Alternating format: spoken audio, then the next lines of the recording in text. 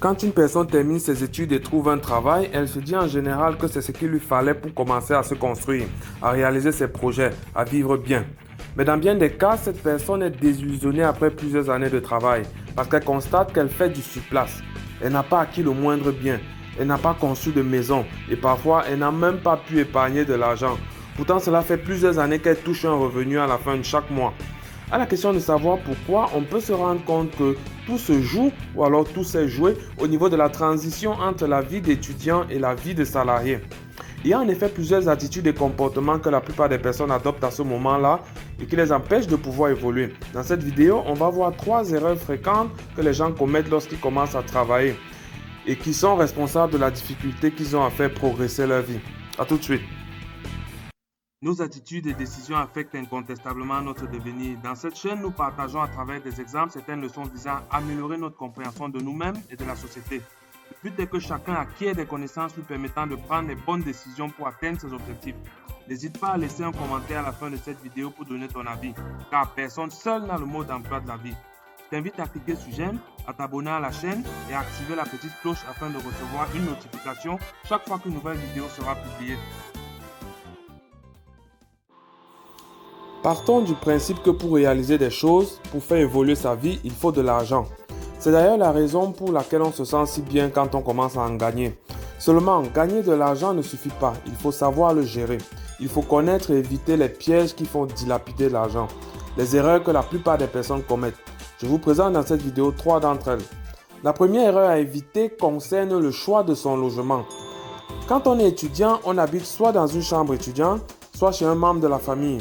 Mais lorsqu'on trouve son premier emploi, le réflexe le plus courant consiste à déménager, trouver un logement à la hauteur de ses nouveaux revenus. C'est une erreur pour toute personne qui veut progresser dans sa vie, car le logement représente une partie importante des dépenses. Plutôt que de vous empresser de déménager, je vous suggère plutôt, si c'est possible pour vous, de rester dans votre logement étudiant ou alors chez vos parents. Ceci pendant un certain temps à votre convenance, peut-être 1 an, peut-être 2 ans ou même plus longtemps. Ceci vous permettra sans effort d'épargner beaucoup d'argent en peu de temps. Aller dans un logement plus grand va non seulement vous faire payer un loyer élevé, mais va aussi vous pousser à faire d'autres dépenses non négligeables comme acheter des meubles. C'est clairement un gouffre à sous lorsqu'on commence à travailler. Parfois, certaines personnes déménagent puis prennent des crédits pour équiper et meubler leur nouvelle maison. Ils s'endettent sans avoir encore gagné de l'argent. C'est un mauvais départ. Ne vous précipitez pas de changer de logement lorsque vous trouvez un emploi, surtout lorsque l'ancien logement ne vous pose pas de problème sérieux. Attention, pour que cette astuce fonctionne, il faut que de manière non négociable, vous choisissiez d'épargner systématiquement chaque mois un montant d'argent au moins égal à celui qui aurait servi à payer une maison à la hauteur de vos revenus. Si au lieu de cela, vous utilisez cet argent de façon à commettre l'erreur 2 ou l'erreur 3 que je vais vous présenter, alors conserver votre logement aura été inutile pour vous. La deuxième erreur à éviter concerne les plaisirs de la vie. Quand on commence à travailler, on veut profiter de la vie. On va en boîte de nuit fréquemment et on y dépense beaucoup d'argent. On voyage beaucoup pour se balader, on s'achète des choses chères comme les vêtements, les chaussures, les coiffures, les téléphones, juste pour se prouver à soi-même et prouver aux autres qu'on a déjà les moyens. Pour les hommes, on veut avoir le maximum de copines. Pour les filles, on veut avoir les sacs à main et parures les plus tendances. Toutes ces dépenses sont faites dans le but unique de se faire plaisir. Et là est tout le problème. Ces dépenses représentent un autre gouffre à sous qui vous vide de votre argent petit à petit. Il suffit de faire un petit calcul de vos dépenses mensuelles de loisirs et plaisirs lorsque vous commencez à travailler pour vous rendre compte de cela. Je vous recommande donc d'éviter de vous livrer au plaisir de la vie dans le seul but d'en jouir. Limitez vos dépenses au nécessaire. Ceci vous permettra d'économiser de l'argent. Une idée reçue très répandue dans la société véhicule le message selon lequel c'est lorsqu'on commence à travailler qu'on doit se faire plaisir parce qu'après on ne pourra plus. Ceci est bien évidemment faux. Le problème est que les gens ne prennent pas la peine de penser leur avenir. Votre avenir sera exactement ce que vous avez prévu qu'il soit. Et si vous ne prévoyez rien, il ne sera rien. Ou alors il sera n'importe quoi. Plutôt que de vous adonner au plaisir de la vie lorsque vous commencez à travailler, je vous recommande donc de fortement commencer à réfléchir sérieusement sur des questions importantes. Je vous invite à utiliser votre temps de libre pour penser votre avenir. Vous demandez par exemple quel est le type de conjoint que vous voudriez avoir. Vous demandez dans quel type de maison est-ce que vous voudriez vivre plus tard. Dans quelles écoles est-ce que vous voudriez que vos enfants fréquentent, ainsi de suite. au lieu de perdre son temps en boîte de nuit et dans des activités inutiles pour vous.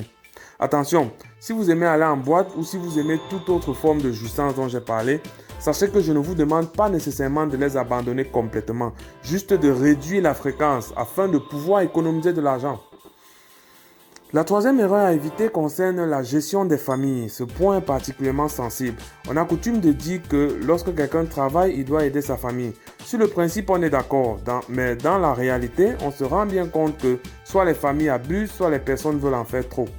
Pour une personne qui commence à travailler, c'est un plaisir, un honneur et même une fierté de savoir qu'elle peut désormais contribuer à résoudre certains besoins dans la famille. Mais il faut comprendre où est-ce que cela mène. Si une personne qui travaille n'est préoccupée qu'à aider sa famille et ses proches, alors elle se condamne elle-même et condamne cette famille. En effet, c'est indispensable d'épargner de l'argent pour se construire ou alors réaliser des projets qui permettront d'être plus à l'aise financièrement plus tard. Et même de mettre sa famille encore plus à l'abri du besoin plus tard. Malheureusement, dans certaines familles, cette subtilité est mal comprise. Certains parents veulent profiter au maximum de l'argent que leur enfant gagne. Et ça, c'est triste. Pourtant, il devrait être ceux-là qui motivent et assistent leurs enfants afin qu'ils puissent aller plus loin. Voilà, je viens donc de vous présenter 3 des erreurs typiques qui empêchent les gens de progresser parce que ces erreurs les font en fait dépenser beaucoup d'argent. En conclusion, retenez que lorsque vous commencez à gagner de l'argent, vous devez savoir vous priver d'un certain nombre de choses et de plaisirs de la vie. Vous devez réfléchir sur l'avenir que vous souhaitez vivre et entreprendre des actions pour construire de vous-même cet avenir. De cette manière, vous réduirez le risque de faire du surplace dans votre vie. Je vous exhorte vivement à éviter ces erreurs. Faites-le pour vous, mais aussi faites-le pour vos enfants. Vous avez le devoir de leur réserver un cadre de vie sain afin qu'ils puissent s'y sentir à l'aise, à l'abri du besoin et qu'ils puissent s'y développer et s'épanouir. Merci d'avoir regardé cette vidéo. Cliquez sur j'aime. Si vous êtes du même avis que moi sur ce sujet, dites-le moi dans les commentaires. Sinon, dites-le moi toujours. Partagez cette vidéo à ceux qui ont besoin d'entendre ce message et abonnez-vous à ma chaîne pour continuer à me suivre. À bientôt.